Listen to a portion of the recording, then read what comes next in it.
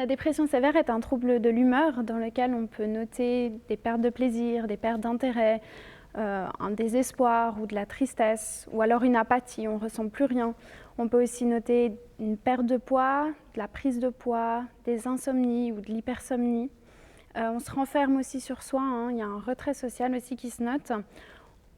En fait, on note beaucoup de symptômes et on vous invite, nous, à parler, être pris en charge pour pouvoir venir à bout en fait, de cette situation qui est difficile. Salut Clotilde. Salut Antea, comment tu vas? Je vais bien, merci. Et toi? Ça va. Ok, alors on est ici réunies toutes les deux parce que tu m'as dit que tu avais été diagnostiquée avec une dépression sévère. Et je voulais savoir, est-ce que tu avais pu noter avant ça des signes avant-coureurs ou des types de fonctionnement qui t'interpellaient? Ou est-ce que tu as eu l'impression que d'un seul coup, ça t'était tombé dessus en fait? Alors, oui, il y a eu des signes avant-coureurs. Donc j'ai été diagnostiquée il y a à peu près 1 an. Je suis sous traitement depuis 1 an. Mais en fait, je savais que j'étais dépressive déjà avant ça, il y a bien 2 ou 3 ans maintenant. Alors enfant, j'étais une enfant complètement normale, très heureuse, pas de soucis. J'ai assez peu de souvenirs de mon collège, mais ça allait. Et puis en fait, c'était surtout au gymnase, au lycée que ça a commencé parce que donc, je me suis scarifiée pendant quasiment tout le lycée. C'est quelque chose que j'ai réussi à arrêter, ce qui avait été une grande victoire pour moi à l'époque en plus, en arrivant à l'EPFL, en début d'études. Et donc je me suis dit à ce moment-là, bon bah c'est bon, j'ai eu une mauvaise phase, mais maintenant ça va aller, enfin ça va rouler, il n'y aura plus de soucis. Bon en fait, assez vite je me suis rendu compte que ça ne roulerait pas, en tout cas pas aussi facilement que ça. Et je dirais que ça a vraiment commencé avec l'anxiété sociale. J'avais énormément de mal avec le fait de devoir rencontrer des gens que je ne connaissais pas, devoir leur parler. Enfin, c'était une source d'angoisse telle, ça me rendait malade physiquement en fait. Et du coup, je me suis retirée petit à petit en fait, de la vie sociale. J'arrêtais de sortir. Quand mes amis me proposaient, je disais que j'étais pas bien ou que je pouvais pas. Et j'ai arrêté je voulais pas rencontrer des nouvelles personnes. Donc tu dirais scarification et puis cette anxiété sociale et ensuite ce retrait qui ont fait que tu penses que ça a été un peu les débuts quoi. Ouais. Et puis une diminution un peu des réponses émotionnelles aussi. Ok. Ça c'est ça c'est vraiment ce qui moi m'a marqué le plus dans ma dépression, c'est que quand j'étais vraiment au plus bas, j'avais aucune réponse émotionnelle. En fait, beaucoup de gens pensent que les gens qui sont dépressifs, ils ressentent pas la joie ou l'excitement, enfin je sais pas, ce genre de choses, mais c'est pas que ça en fait. On n'a pas non plus, il n'y a pas de tristesse, il n'y a pas de colère, il n'y a rien en fait. C'est très compliqué d'imaginer pour beaucoup de gens. Même moi aujourd'hui, j'ai un peu du mal à me dire que j'ai traversé ça et à me rendre compte encore de ce que c'était. Mais il n'y a juste rien. Enfin, une sorte de flemme de tout. Perte d'intérêt, perte de motivation. Ouais. Et puis j'ai quand même été aussi suicidaire, du coup, malheureusement ça va souvent avec pendant longtemps. Enfin, peut-être je le suis quand même encore un petit peu, ça va mieux, ça va vraiment mieux. Maintenant j'ai des envies de vivre, on va dire à moyen terme, j'ai des projets, j'ai des choses qui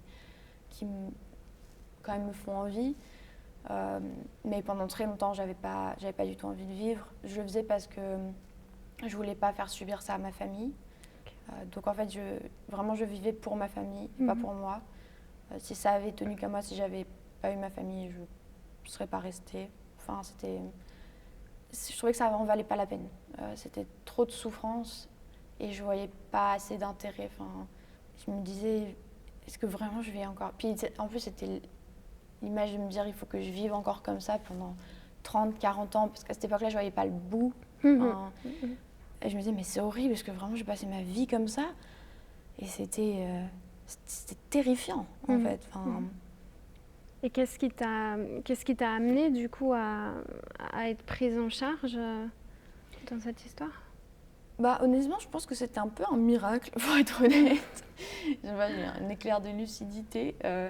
Mais du coup, au pire de ma dépression, quand vraiment j'ai atteint le fond, donc c'était il y a 1 an à peu près, en fait le Covid m'a permis d'aller plus loin parce que ça m'a donné une excuse. Tout le monde était chez soi, tout le monde était enfermé, donc personne ne se rendait compte que moi j'avais choisi de m'enfermer chez moi. C'était top, enfin, j'avais une excuse pour pas sortir de ma chambre quoi. Et donc je passais plusieurs mois au fond de mon lit. Et puis, je ne mangeais pas. C'est assez impressionnant d'ailleurs parce que c'est vraiment ça. Enfin, c'est physique. J'avais juste pas faim. J'avais jamais faim. Et puis tous les 3 jours, je me disais, tiens, faudrait peut-être que je mange.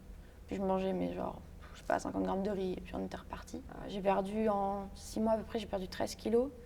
Moi, je fais 1m70 et je suis passée en dessous de la barre des 50 kilos.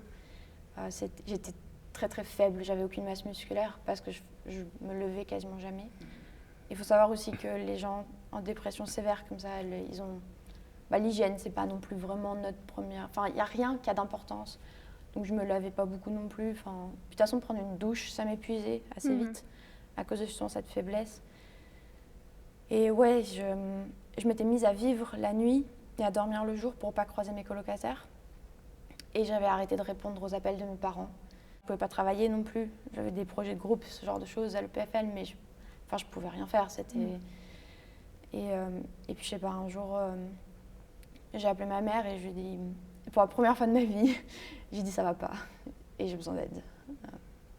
J'avais accepté que j'avais besoin d'aide. Et elle m'a dit, oui je sais, je serais venue te chercher dans une semaine si tu m'avais pas appelé. Et voilà, et puis du coup j'ai trouvé un psychiatre. J'ai eu la chance de tomber sur un psychiatre avec qui ça a hyper bien collé dès le départ. Alors, j'ai été mise sous médicaments évidemment tout de suite aussi, sous antidépresseurs et anxiolytiques. Mais la psychothérapie, c'est aussi hyper important dans le traitement. Moi, ça m'a aussi beaucoup aidée. Et puis voilà, j'ai commencé ma rémission. C'est long, les rémissions de dépression. Hein, ça ne se fait pas du jour au lendemain. Mais je pense que j'ai fait un bon chemin, ça fait bientôt 1 an. Et j'ai une vie à peu près normale. Oui. Et même mentalement, on tend vers un retour à la normale, on va dire. Donc tu dirais que ce qui t'a aidé à te reconstruire, c'est d'être prise en charge au niveau médicamenteux, mais aussi au niveau thérapeutique. Est-ce qu'il y a autre chose en plus qui a pu t'aider? Déjà, je me suis fixé un peu des petits buts. C'est important de les rester réalistes. Ça va paraître débile, mais le premier but que je me suis fixé, c'était de recommencer à manger tous les jours. Et je devais quand même me forcer au départ.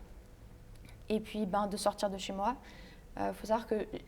Alors, j'ai pu être dispensée médicalement d'une partie de mes matières quand même le semestre dernier. Mais j'avais gardé certains cours parce que je m'étais fixée. Donc, j'ai commencé mon traitement mi-avril et je m'étais fixée donc en mi-juin d'aller à mes examens. J'avais pas travaillé avant, donc je m'attendais pas à les réussir. Mais c'était vraiment l'acte en lui-même de sortir de chez moi, de retourner sur le campus, de devoir parler à des gens. Pour moi, c'était une épreuve. Et puis, j'en ai eu 4 en tout. Donc 4 comme ça. Et vraiment, à la fin, le 4e, c'était tellement plus simple. Enfin, après le premier, j'ai dû dormir, je pense, toute la journée, tellement j'étais épuisée mentalement. Après le dernier, je suis carrément allée me faire vacciner pour le Covid. En rentrant chez moi, ça n'avait plus rien à voir. Et puis à la rentrée, je me suis mise dans des assos pour recommencer à rencontrer des gens, à parler aux gens. Et c'est hyper cool, en fait, j'ai rencontré plein de gens hyper sympas. Mais il y a quand même un truc que je ne fais pas pour l'instant, parce que je pense que je ne suis pas encore capable, c'est que je ne veux pas former de vraies amitiés. Pas de relation amoureuse, ça c'est sûr, mais même pas de relation amicale, parce que pour moi, c'est important dans une vraie amitié de donner autant qu'on reçoit. Et je sais que je ne suis pas encore capable de vraiment donner. Donc voilà, c'est vraiment... On apprend à se connaître aussi dans ce genre d'épreuve, connaître où sont ses limites. Et est-ce que dans tout ce chemin, quand tu sentais que tu avais déjà des signes avant-coureurs, etc., qu'est-ce qui faisait que tu n'en parlais pas autour de toi, peut-être à tes parents ou à des amis ou autres? Aujourd'hui, malheureusement, j'ai le sentiment que beaucoup de gens pensent qu'il faut avoir vécu un trauma pour faire une dépression. Et c'est vrai que du coup, c'est une idée que même moi j'avais en fait. Et donc, ça a posé le problème qui est que vu que j'ai pas vécu de trauma, j'ai une super vie même. Enfin, j'ai des parents qui sont ensemble, j'ai 2 petites sœurs que j'adore, j'avais des amis, j'avais des bonnes notes à l'école. Enfin, je veux dire, honnêtement, j'ai eu la vie parfaite quand on regarde. Du coup, je me sentais pas légitime d'être malheureuse et d'être pas bien. Je me disais, mais j'ai pas de raison. Enfin, qu'est-ce que je fais à me lamenter sur mon sort? Je me disais, je suis trop égocentrée. Enfin, il faut que j'arrête, il y a toujours pire. Et c'est vrai, il y a énormément de choses horribles autour de nous. Et parfois, c'est vrai que c'est important de prendre du recul du coup sur sa propre situation. Mais moi, ça m'a posé le problème qui fait que du coup, j'osais pas dire que j'allais pas bien. Parce que j'avais peur que les gens me disent non, Je veux dire, arrête, t'as pas de raison d'aller mal. Mm. Et ce qui est fou, c'est qu'on dirait pas ça à quelqu'un qui, par exemple, a une appendicite. Oui. On lui dirait pas, t'as pas de raison d'être malade. Et malheureusement, la dépression, c'est pareil, en fait, ça peut toucher n'importe qui. Et même quelqu'un qui a une vie parfaite. D'accord. Et est-ce que ça t'a soulagé qu'on légitime ton malaise en te disant, ton malaise, ton mal-être, en te disant, mais en fait, tu as une dépression sévère, est-ce que ça t'a apaisé quelque part ou pas? Complètement. Okay. Du coup, je le savais, honnêtement. Mais c'est vrai que le fait que ce soit vraiment un professionnel qui le dise, et du coup de pouvoir dire, voilà, j'ai été diagnostiquée par un psychiatre, aux autres aussi autour de moi, en fait, c'était pas mal ça. Puis de commencer évidemment à me remettre. Oui, ça m'a énormément soulagée, ça a été un peu le début du reste de ma vie. Moi, en plus, j'ai la chance d'avoir une condition qui potentiellement se guérit complètement. Donc moi, j'ai vraiment cette perspective qui me donne beaucoup d'espoir. Et du coup, non, pour moi, 2021, ça restera une bonne année pour ça.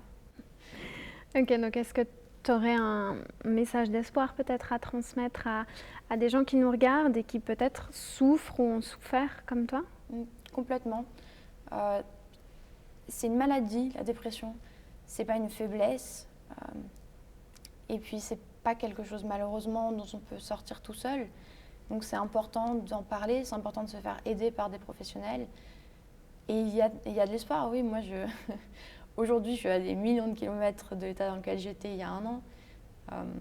J'ai plein de projets divers et variés. Je commence à chercher un stage pour le semestre prochain. Enfin, je peux profiter de ma famille, je peux faire de nouvelles rencontres.